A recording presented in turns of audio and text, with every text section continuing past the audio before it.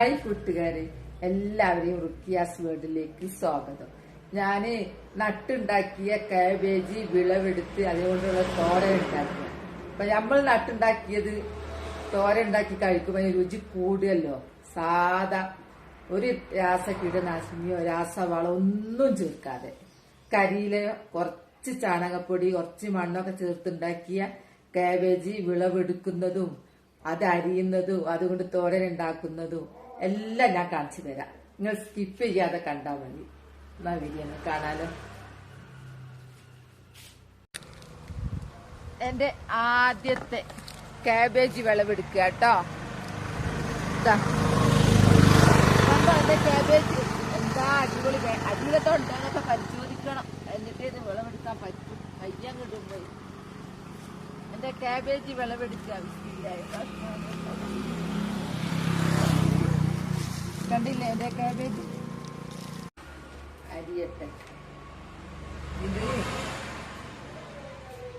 അതിന്റെ മുമ്പേ കഴുകിയിട്ടുണ്ട്, എന്നാലും ഞാൻ കാബേജ് അരിഞ്ഞിട്ട് ഒന്ന് കഴുകും. പക്ഷെ ഇത് ഇങ്ങനെ നമ്മളെ തോട്ടത്തിൽ ഉണ്ടാക്കിയതാണെങ്കിലും കഴുകും, ഒന്നും കൂടി കഴുകും. അതുകൊണ്ടാണ് ഞാൻ ഈ അരിപ്പ് എടുത്തത്. അരിഞ്ഞിടാന് അരിപ്പ കാണുന്നില്ലേ? അപ്പൊ ഞാനിത് ഫുള്ളായിട്ട് അരിഞ്ഞിട്ട് കാണിച്ചു തരാം. എല്ലാരും ഇങ്ങനെ പലക ഇങ്ങനെ ഷീറ്റ് വെച്ചാലും ഇങ്ങനെ പീസ് ആക്കല്ല, അത് എനിക്ക് കഴിയില്ല. ബോർഡ് വെച്ചിട്ടുള്ള, അപ്പൊ എനിക്ക് ഇങ്ങനെ കൈ കൊണ്ട് ഓരട്ട് ഇങ്ങനെ അരിയണം. അത് കഴിഞ്ഞിട്ട് കാണിച്ചു തരാം കേട്ടോ. അതാ അരിഞ്ഞു കഴിഞ്ഞു, കണ്ടില്ല അരിഞ്ഞത്. ബാക്കിയുള്ളത് ഇതാ. ഇതുകൊണ്ട് 2 പ്രാവശ്യം തോരൻ വെക്കാൻ ഇത് കണ്ടു. അപ്പൊ ഒരു കാബേജ് തന്നെ നമ്മൾ വിളവെടുത്ത് കഴിഞ്ഞാൽ 3 പ്രാവശ്യം ഇത് വെക്കാനുണ്ട്.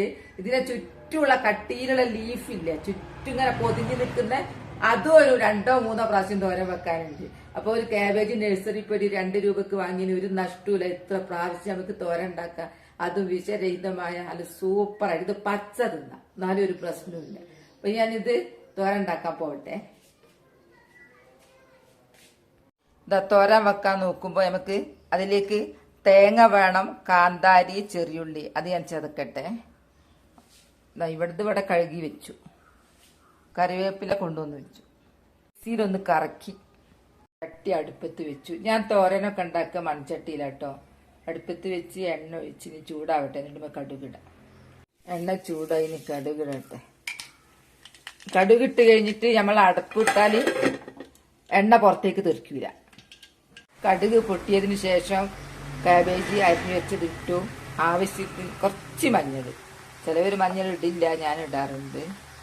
ആവശ്യത്തിന് ഉപ്പും ചേർത്ത് നന്നായി ഇളക്കിയിട്ട് അടച്ചു വെക്കുക. ഒരു വിധം വെന്തതിന് ശേഷം ഞാൻ തേങ്ങ ഇടുന്നത്. തേങ്ങയും കറിവേപ്പിലയും. ഈ വെളിച്ചെണ്ണ, തേങ്ങ, കറിവേപ്പില, കാന്താരി എല്ലാം ഞാൻ ഇവിടെ തന്നെ ഉണ്ടാക്കിയതാട്ടോ. ഇതിലിപ്പം കടുക്, ഉള്ളി ഇപ്പൊ ഞാൻ ഉണ്ടാക്കുന്നത് എനിക്ക് വിളവെടുക്കാനൊന്നും ആയില്ല. കടുകും ഉപ്പും മതി ശരിക്കും. ബാക്കിയുള്ളതൊക്കെ നമുക്ക് കൃഷി ചെയ്ത് ഉണ്ടാക്കാം. കടുകും ഉണ്ടാക്കുന്ന കേട്ടിട്ടുണ്ട്, ഞാൻ ഉണ്ടാക്കിയിട്ടില്ല ഇതുവരെ.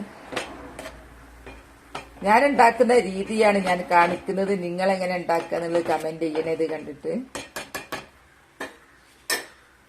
ഇനി കുറച്ചും കൂടെ വേവട്ടെ. കടച്ച് വെച്ച് ഇനി വേവട്ടെ, കുറച്ചും കൂടെ എന്തൊക്കെ എടുക്കാം. അപ്പൊ കണ്ടില്ലേ എന്റെ കാബേജ് തോരൻ, നല്ല സൂപ്പർ ടേസ്റ്റി തോരനാണ്. അപ്പൊ എന്റെ വീഡിയോ ഇത്രേ ഉള്ളൂ. നാളെ നല്ലൊരു വീഡിയോ ആയിട്ട് വരാം. എന്റെ വീഡിയോ ഇഷ്ടപ്പെട്ടാൽ ലൈക്കും സബും തന്നെ സപ്പോർട്ട് ചെയ്യണേ. Bye bye.